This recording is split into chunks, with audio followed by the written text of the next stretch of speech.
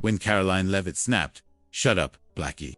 Jasmine Crockett didn't even flinch. She paused, holding the entire studio in suspense. On live national TV, what was meant to be a simple back and forth transformed into a shockwave moment. The studio lights were harsh, the air tense, and it became instantly clear a line had been crossed. Only 24 minutes had passed in what was supposed to be a civil political roundtable. But this one was different. It had an edge. The host was clearly losing grip on the conversation, trying to keep things polite, while the energy kept climbing. Karoline, seated at the far right end of the table, leaned in, arms tightly folded, fingertips tapping the desk like she was containing something volatile. Representative Jasmine Crockett, .com and confident, was in the middle of discussing immigration, policy and funding inequalities across southern regions. Her words were measured, grounded in experience, not just recycled talking points. You could tell she wasn't chasing attentions, she was trying to break through. And then it happened. Karoline clenched her jaw, leaned closer to the mic, and cut off Jasmine mid-sentence with, "Shut up, girl." In the control booth, someone audibly gasped. The host blinked rapidly, unsure whether to speak up or let the moment unfold. Jasmine didn't blink. She quietly stopped, closed her lips, and turned slowly toward Karoline. The tension dragged. Even viewers at home could feel it pressing through the screen. A pen dropped backstage, startling the cameraman. They kept the camera angle wide, but the energy had shifted. Karoline stared with a smug grin, thinking she had taken control, but her smile was uneasy. Her heel tapped restlessly under the table. She wasn't sure if she had gone too far, but she also wasn't ready to retreat. Not yet. Jasmine stayed silent, not immediately reacting. The quiet stretched to 7 full seconds, which in live television feels like forever. Then, instead of addressing Karoline, Jasmine looked ever so slightly toward the camera and began to speak, not to the panel, but to everyone watching, her voice steady, her face unreadable, not angry, not rattled. But there was gravity behind each word, and it made people lean in. "You know what's wild?" she said.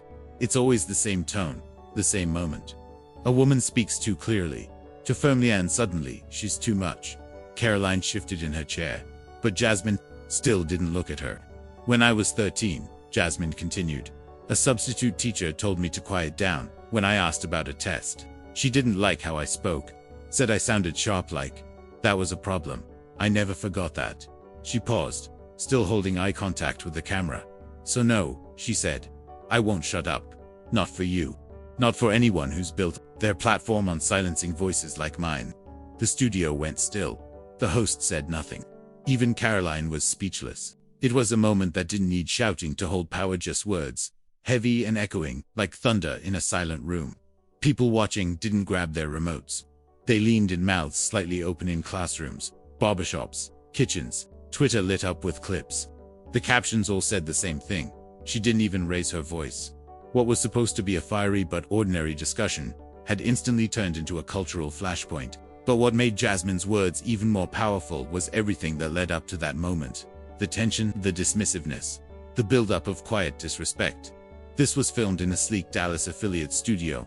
New floors, LED lighting, sterile neutral colors, shared by 2 networks. The crew was used to political tension, but nothing could have prepared them for this. The discussion was supposed to focus on border issues, budget gaps, underserved communities. But things had been off kilter from the start. Karoline, from the get-go, had been prodding, not by yelling but with passive jabs. "Some people would rather use the border for politics than fix it," she said, glancing Jasmine's way with a tilt of her head. Jasmine responded smoothly, "If you're referring to me, say it plainly." That earned a few sidelong looks. Karoline smiled, but let it go for the moment. Later, Jasmine began recounting her visit to Brownsville holding facilities, moldy walls, coughing children, and a mother who hadn't bathed in nearly a week. Karoline shifted again, leaned toward her mic, and chuckled lightly. "Let's stick to facts, not sob stories." The moderator tried to jump in, but Jasmine didn't need saving. "Facts," she said. "I was there. You were tweeting from Palm Beach that weekend. That's when things got heavy." The tone shifted from policy to personal. And what most people missed in the backlash after "Shut Up, Girl" was the escalating erosion of respect throughout the segment. This wasn't about one insult. It was about the repeated digs. Karoline, calling Jasmine's real-life data dramatic, constantly interrupting her, refusing to make eye contact until it was time to shut her down. And beyond that, Titch was about what Jasmine symbolized. Young, black, outspoken, and meticulously prepared. Backstage, the production team could feel it rising. One camera op whispered, "She's about to say something she can't take back," but it was already happening live. So when Karoline finally uttered it, it didn't feel sudden. It felt like the final step in a staircase of much. The line wasn't loud. It was cold, dismissive, delivered just softly enough to sting more. And Jasmine's pause after it didn't seem rehearsed. It felt earned. The team didn't know whether to cut, to break, or stay live. The host hesitated, waiting for a cue. None came. The segment ended awkwardly, with a clumsy attempt to wrap up, but nobody cared. Everyone was still locked in that moment, like a spark had snapped a wire across the room. When the lights dimmed and the mics turned off, a quiet voice muttered from the back, "She really said that." On live TV, no one responded. Everyone looked at Jasmine. She didn't stand up, didn't grab her phone. She quietly removed her mic and handed it to the assistant. Her face gave nothing away. But what made it unforgettable wasn't just what aired it, was the silence that came afterward. The commercial break landed like a false sense of calm. No one moved. Jasmine stayed seated, fingers resting on the table, alert, still holding the room. Karoline rose too quickly. Her earpiece slipped. She missed her water bottle and sighed sharply, like she was the one who had been wronged. A floor manager walked in with a clipboard, pretending to manage the schedule, but really just trying to break the tension. He shot a glance at Jasmine, then at Karoline, mumbling something vague about lighting cues, though no one really caught what he said. Jasmine rose slowly, not dramatically, but deliberately. She turned to a crew member, a young woman with headphones on, nervously biting her nail, and asked in a quiet voice, "Restroom?" The woman blinked. "Oh yeah, this way, Congresswoman." Karoline watched Jasmine walk off. Her jaw clenched, not out of pride in her words, but because she could feel the consequences coming.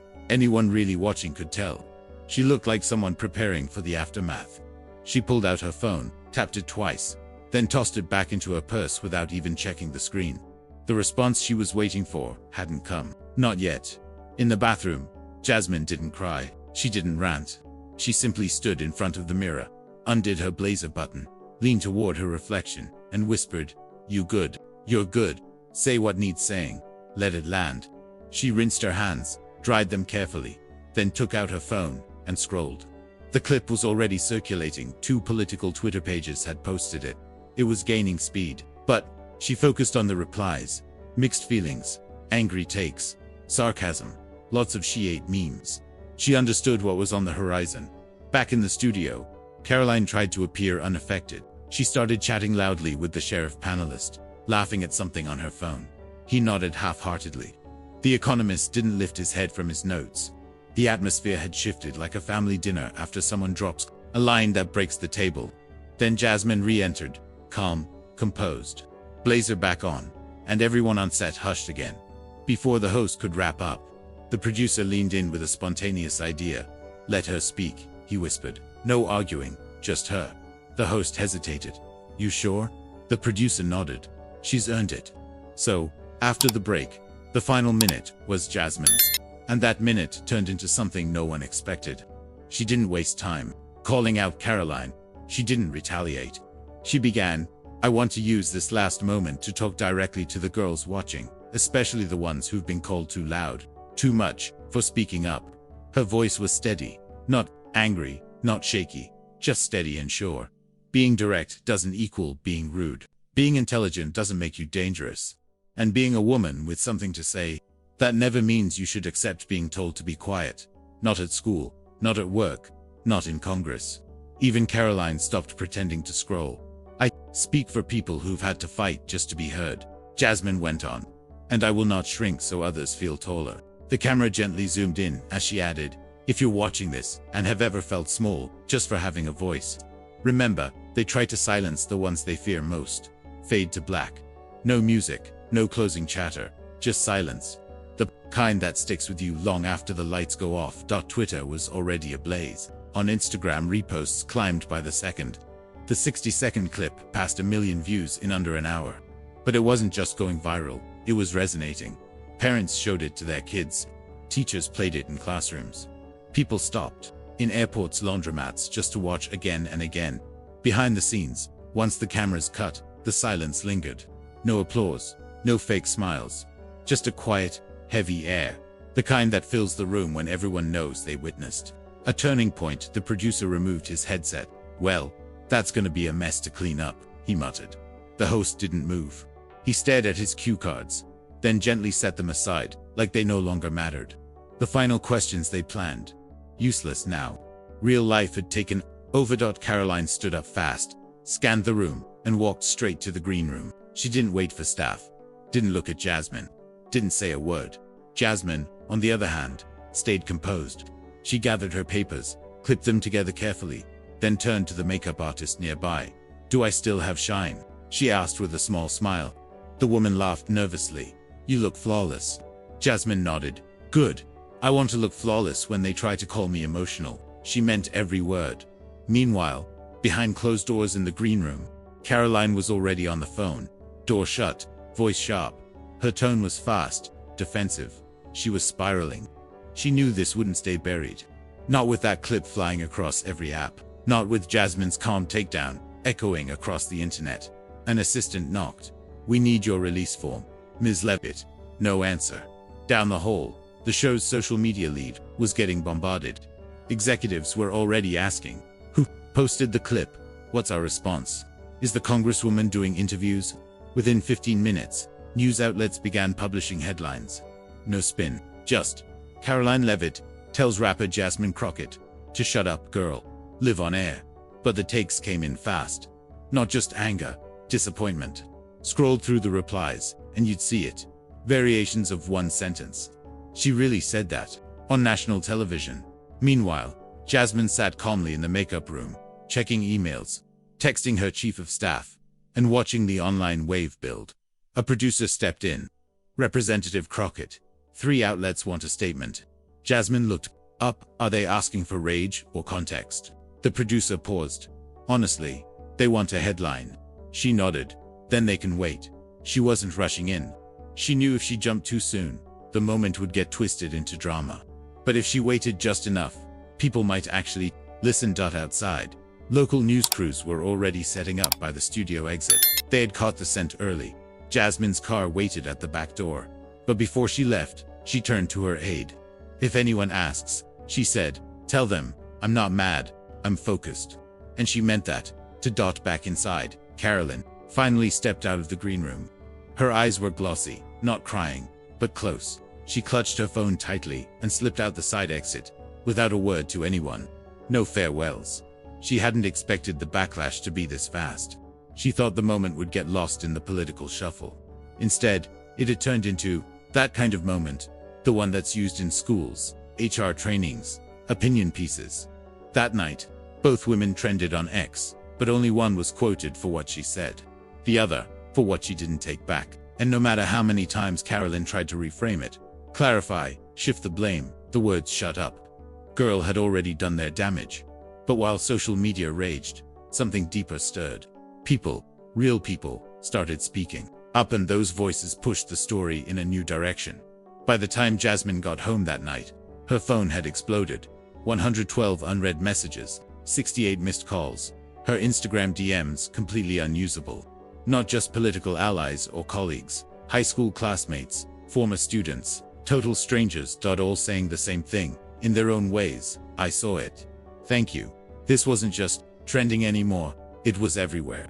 TikTok edits, quotes in bold type over slow-mo shots, YouTube breakdowns, X threads from journalists, celebrities, pastors. One viral post paired to clips Karoline's outburst and Jasmine's response, with the caption, "One woman shouted, the other showed power." It hit 3 million views in 5 hours. And the comments, some were harsh. Of course, there always are. But most weren't about politics. They were personal. People weren't debating border policy. They were reacting to how they'd been spoken to in offices, in schools, in courtrooms, even at home. A nurse from Des Moines shared this week. "A doctor once said, I was too harsh just for asking about a treatment plan. Watching this moment made me feel seen." A teacher from Bakersfield wrote, "Last year, a male coworker shushed me in front of my students. I stayed quiet. I wish I had Jasmine's calm strength." One of the most shared posts came from a freshman in Tucson. To the black girls on campus, always being told they're too loud, too emotional, too aggressive. Look what happens when you stay still and speak clearly. Jasmine didn't just speak for herself, she spoke for all of us. That post went viral, tagged simply, #had not shutting up. Within hours, it became a movement. People started filming videos, recalling moments. They were silenced times they were told, "Calm down, watch your tone," or the classic, "You're being dramatic." These weren't rehearsed stories. This wasn't a campaign. No one asked for money or pushed a message. It was just real people finally speaking up, finally having the space to talk about things they've kept buried. And it wasn't only women. Men spoke up to a Navy vet from Flagstaff shared. When I saw that moment, I thought of my daughter. She's 11. She's brilliant. I never want her to believe she has to shrink herself for someone else's comfort. Even people who disagreed with Jasmine's politics admitted, she handled that better than I ever could. The media noticed. Within a day, 3 national shows requested interviews. One late-night host even started his monologue by saying, "In a week of shouting, one woman's whisper schooled the whole country." Karoline, meanwhile, issued a short statement through her comms team. "I regret my words were taken out of context. Emotions ran high. I believe in strong debate, but also respectful dialogue." But it didn't land. People didn't believe it. The problem wasn't that her words were misunderstood, it's that they were too well understood. Old clips of her resurfaced times. She cut off others. Moments she called women older than her girl. Always with just a bit too much edge. The story had grown beyond Jasmine and Karoline. It became a conversation about how we speak to one another, how we do or don't listen, and how power often pretends it's just about volume. That Friday, in a high school classroom in Lansing, a debate coach played Jasmine's clip. "Watch this," she said. "Tell me what power really looks like." A sophomore raised her hand. "It looks like not blinking." The room chuckled, but there was truth in it. Jasmine hadn't blinked. She didn't flinch. She stayed still and spoke clearly, and somehow, that calm shifted something deep. Behind the viral stats and hashtags, something more honest began to surface. These weren't political stories, they were stories about being heard. And the thing with going viral, it usually fades. By the weekend, maybe a week. But this was different. Jasmine's moment wasn't just shared online, it started showing up offline. Churches in Little Rock referenced it in sermons. Book clubs in Madison paused their novels to talk about it. In Fresno, a knitting group of retired women turned their meeting into a discussion on being dismissed in their careers. One woman, Gloria Mendez, 76, said, "I've been called girl more times than I can count. Never kindly. Always to put me down." Another added, "It's not even the word, it's how they say it. Like we don't belong." These talks weren't loud or dramatic, but they were real. For many, it felt like years of bottled-up pressure finally released. In a Detroit middle school, a counselor played Jasmine's clip for 8th-grade girls. Afterward, one quietly asked, "So, we don't always have to smile when we're being talked down to?" The counselor replied, "You don't owe anyone a smile when they're disrespecting you. You owe them the truth, with or without raising your voice." That one line spread. It got quoted in blogs, printed on shirts, written on protest signs. And through it all, Jasmine said nothing. She didn't rush to post videos or go on talk shows. She stayed quiet, which made people lean in even more. But her office was flooded with real letters. Not just emails. Handwritten notes. Some on notebook paper, others typed and signed. One came from Sadie in Oklahoma City. "I'm 58. My boss told me to shut up, girl, in 1992. I swallowed it. You made me wish I hadn't." Another was from a 14-year-old in Reno. "You didn't yell, and that made it more powerful. My mom said you reminded her of her mom. I want to be like that." And one came from a man in Bismarck. "I've said that phrase before, never realized how damaging it was. Thank you for teaching me what I should have known long ago." These letters weren't just praise, they were mirrors.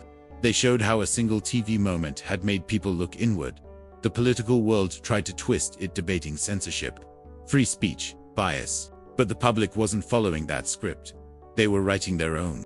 In Sacramento, a community organizer hosted a night titled "The Last Time You Were Silenced."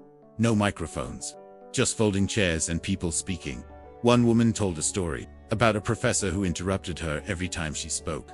Another recalled a job interview where she was told she was too confident to work well with others. And Jasmine's name came up again, not as a star, not as a congresswoman, but as a symbol of strength, calm, and dignity. This wasn't polished PR. It wasn't perfect. It was honest, messy, human, and full of people saying, "That's exactly how I felt, but I never had the words." People started calling it the pause heard round the country. Not the comment, not the clapback, the pause. That silence Jasmine held, refusing to react right away, letting the weight of disrespect hang in the air for all to feel. That quiet moment spoke louder than any shout could. But Jasmine wasn't done. She stayed silent for a reason. And when she finally spoke, it wasn't for likes or headlines. It wasn't a morning show or cable news. She chose KMOV St. Louis, a local station, known for simple interviews and no-frill setups. Just 2 chairs, a navy backdrop, a host who lets guests finish their thoughts. She came with no team, just her aide, a small folder, and her voice. The host, Brian Clifton, opened gently. "Congresswoman Crockett, thank you for being here." She smiled and replied, "Thanks for having a conversation, not a debate." They didn't jump to the viral clip. Brian asked about her childhood in Dallas. Her dad was a welder. Her mum worked nights at the post office. Jasmine recalled how they'd argue about bills, but still taught her, "Use your voice, don't raise it." She spoke about her first courtroom as a young public defender. "I was ready," she said, "but some people had made up their minds about me before I opened my mouth." Then came the big question. "You've been silent since that broadcast. Most people would have run with the spotlight. Why didn't you?" She paused, then said, calmly, "Because it wasn't about clapping back. It wasn't just a clash, it meant something bigger." That moment wasn't to women fighting. It was a reflection. Brian leaned in. "A reflection for who?" "For everyone," she replied. "For all the people who were ever told to calm down just for being honest. For those taught that staying quiet equals being professional. For the ones who thought controlling others made them powerful." She didn't hesitate. She spoke on how people tried to control tone. She mentioned being labeled aggressive just for maintaining eye contact. She shared how people begin emails with, "You'd be more likable if." Then, she brought the attention back to Karoline, not to insult or humiliate her, but to explain what those 3 words really carried. When someone says, "Shut up, girl," it's not always aimed only at one person. It's deeper. It's about generations, cultures, and hidden messages. Brian asked, "Do you think she intended that?" Jasmine tilted her head. "I think she meant to hurt me. Whether she knew how deep the wound would go, that's another matter." She didn't dwell on Karoline. Instead, she focused on what happened afterward. The students who sent messages, grandmothers who cried over voicemails, young professionals who felt like they were sitting in that studio chair too. But the strongest moment came later. Brian asked, "If you could speak to your 15-year-old self, the one called loud in history class, what would you say?" Jasmine smiled, not for the camera, but the kind that comes when a memory truly hits. "I'd tell her to keep speaking up. That one day, someone will try to silence or embarrass you, and instead of folding, you'll meet their eyes and remind them, everyone else, why your voice matters." The room went completely quiet. There was no clapping, no dramatic music, just honesty that stayed with you. The interview went online that night. No flashy title, no clickbait. And still, it spread. Not because it was made to go viral, but because it was real. Clips were shared by teachers, local leaders, even church pastors. It played in barbershops, waiting rooms, offices. And each time someone watched, they didn't get angry, they paused. They reflected. They understood. That's what gave the interview weight. It didn't just explain what happened. It made people stop and ask why it hit so hard. But while Jasmine spoke calmly and clearly, Karoline wasn't staying silent. And what she said next took the country in another direction. 3 days after the interview aired, Karoline reappeared at a podium or in a studio, but from her home set up in Scottsdale, Arizona. She sat in front of an American flag and a perfectly arranged shelf full of political books and staged photos. She began with a sign, not humble, but one that said, "I'm the one being wronged. These last few days have been tough," she started. Her tone sounded practiced, not sincere. "I want to speak, clearly not as a Republican or a media figure, but as a woman who's been unfairly criticized." For a moment, that was blown out of proportion. She called the public's reaction fake outrage and claimed she was the victim of a political attack.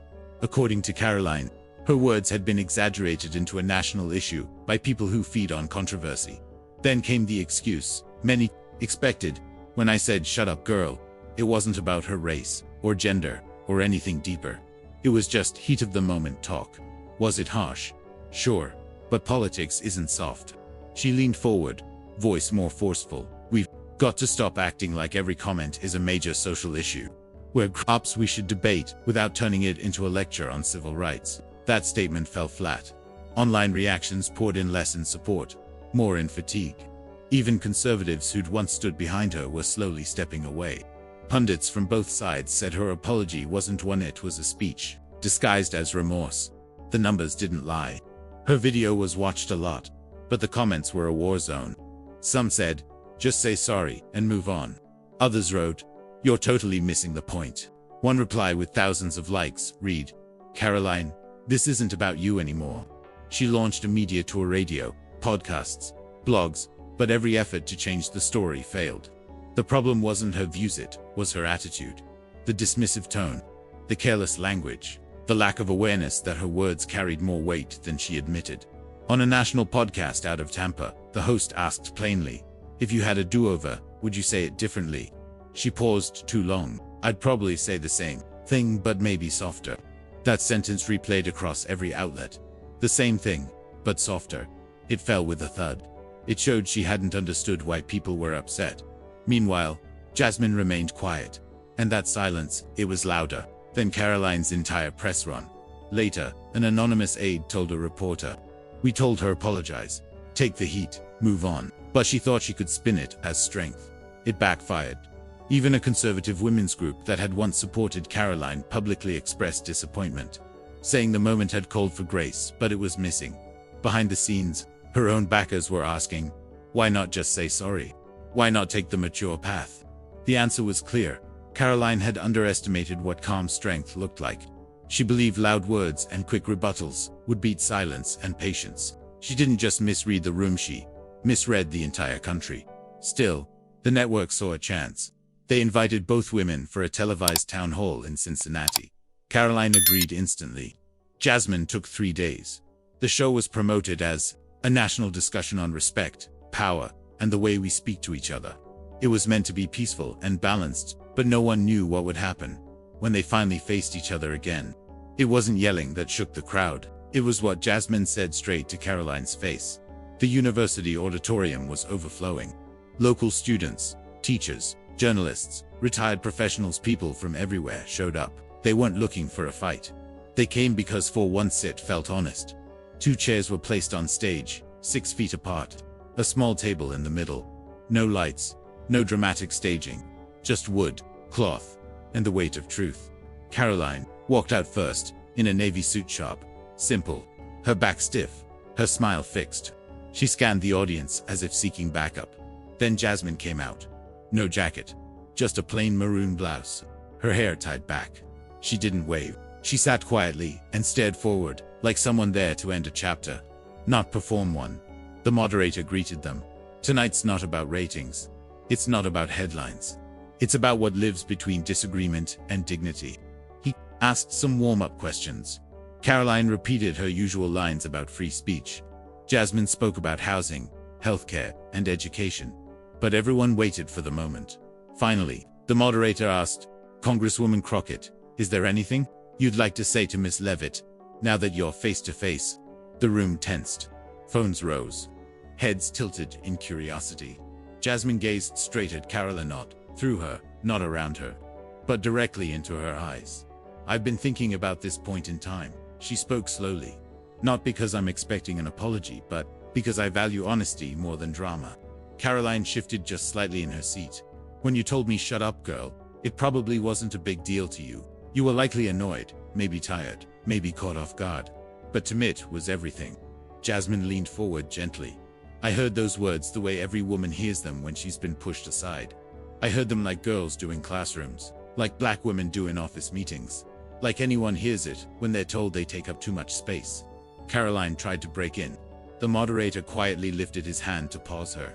Jasmine continued without raising her voice. I need you to understand something very clearly.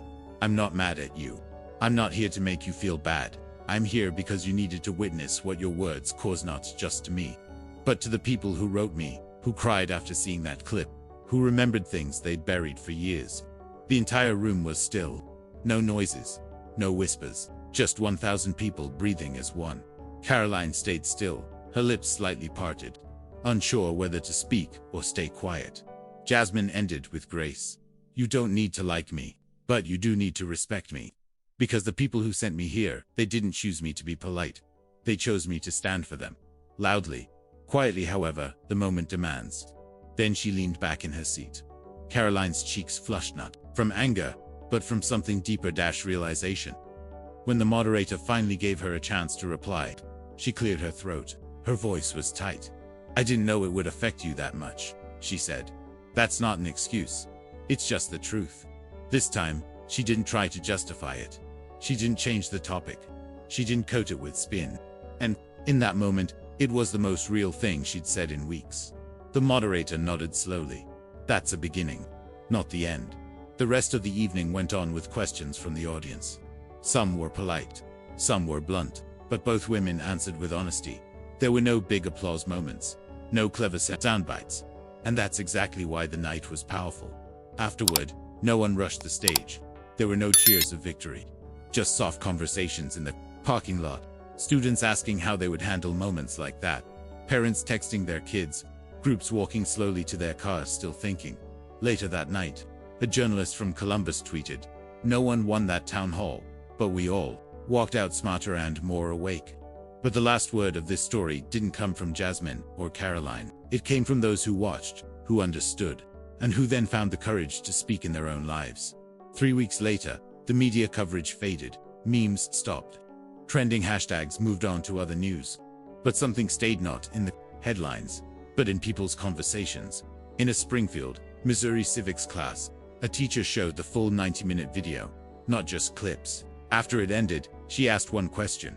What did you feel? A sophomore boy raised his hand. Like, I need to shut up more and listen. A girl added. She didn't center it on herself. She spoke for all of us. In an Oakland company seminar, HR teams used the clip as a learning tool. Not for debate, but to talk about tone, power, and how context matters. Not once did the words left or right come up.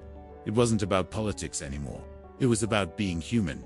In Cleveland, a small community theater turned the moment into a short stage play. 2 chairs, 2 women, 1 conversation. Real words, spoken under real pressure. People cried. People clapped. No one looked at their phones. This story did something rare. It crossed boundaries. It left the screen. It entered real life into basements, classrooms, kitchens, break rooms. Letters still arrived.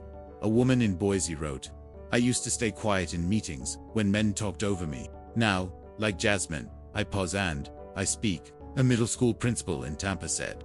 We printed her quote and posted it in every room. They only tried to silence the voices they feared the most. The kids understood. Most touching of all was a message from a mother in Wichita. My daughter asked, "What is tone policing?" I told her, "It's when people act like your voice is the problem, not your message," she said. So Jasmine didn't let that happen to her, right? I said, right. Jasmine didn't chase fame. She didn't look for viral attention. She returned to her real job, writing policy, meeting with people, walking quietly through neighborhoods in heels. Karoline, meanwhile, stepped back from the spotlight, not forever, but long enough to think. Her closest advisor said he'd never seen her do this before. Meet with 2 women's rights groups. No cameras, no photo ops. Just to listen. Because that's what this moment became, a story that made people listen better. Not just to others, but to themselves. What do we say when we're upset? Who do we silence when we feel unsafe? How often do we mistake volume for leadership? And why does stillness scare us so much? These aren't questions for politicians. They're for neighbors, co-workers, siblings, friends. Maybe that's why this stayed with people. Because it wasn't a scandal. It wasn't a takedown. It was a wake-up call, a quick flash of truth that made people stop pretending that words don't matter. Words shape the energy in a room. They shift control. They reveal who we are when we're being real and when we're not. So here's the part you need to remember. You don't have to be on a TV stage to be in a moment like this.